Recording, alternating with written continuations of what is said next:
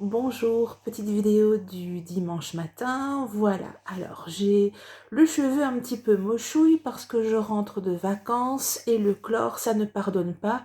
Et j'ai un coiffeur tellement extra qu'il est un petit peu surbooké, donc je vais devoir attendre un petit peu pour le voir. Et bientôt je vous promets que j'aurai une couleur un peu plus conventionnelle. Alors, je viens ici vers vous, no make-up.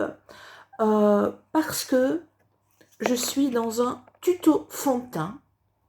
Fond de teint, les erreurs que je ne veux plus voir, les erreurs que vous ne devez plus faire. Alors, je vais faire un demi-visage mal fait, un demi-visage bien fait. Alors, sur tout le visage, pour que ça tienne bien, je vais commencer à appliquer ma base.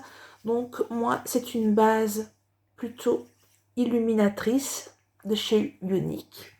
Alors, ici, je la mets vraiment à la grosse louche. Alors, pourquoi est-ce qu'il faut mettre une base alors qu'on ne la voit pas?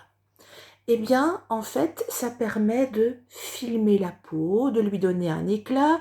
Chez Younique, nous avons aussi la base matifiante qui permet d'empêcher les brillances sur la zone T. Et au niveau du rendu, en fait, on va avoir un rendu beaucoup plus uniforme. Ça permet déjà de mettre une première couche et d'isoler les pores et de flouter légèrement certaines imperfections. Alors, le fond de teint, tout le monde utilise la Beauty Blender. Après, je vous montrerai comment on fait du maquillage au pinceau dans d'autres vidéos.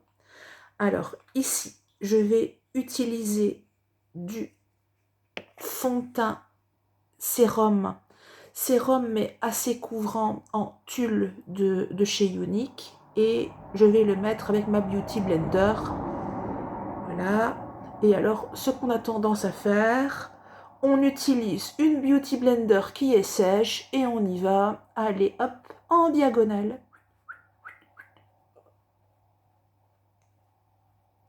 Ça, c'est no way. C'est l'erreur que je ne veux plus voir.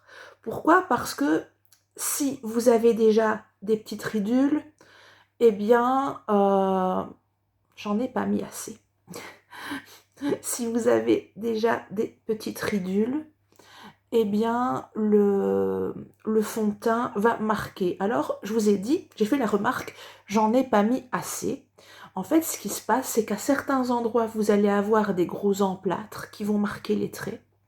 Et à d'autres endroits, vous allez devoir mettre plein de produits parce que justement, l'éponge est sèche.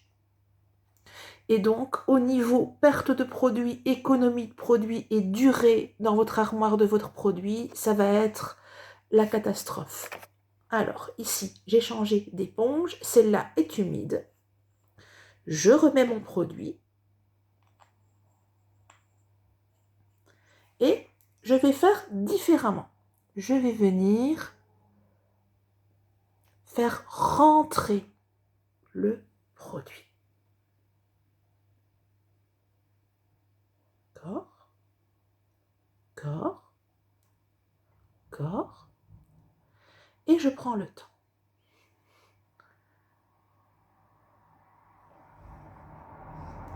Et je vais jusqu'au niveau de l'oreille parce qu'il y a toujours une démarcation. Alors je prends le teint, le fond de teint le plus proche de ma carnation naturelle.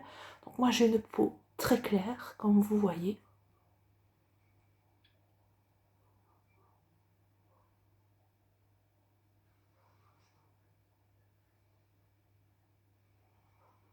Pas besoin d'en remettre et on n'oublie pas le coup.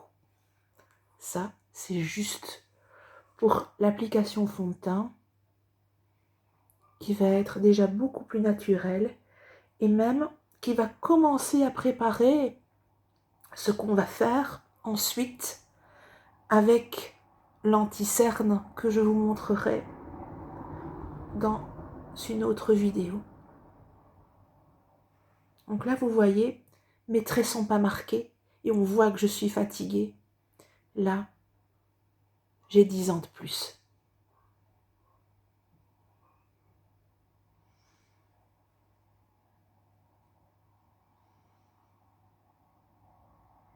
Voilà, profitez-en, pardon, c'est la semaine, c'est le mois du teint chez Unique. Vous avez 20% sur tous les produits concernant le teint. À bientôt!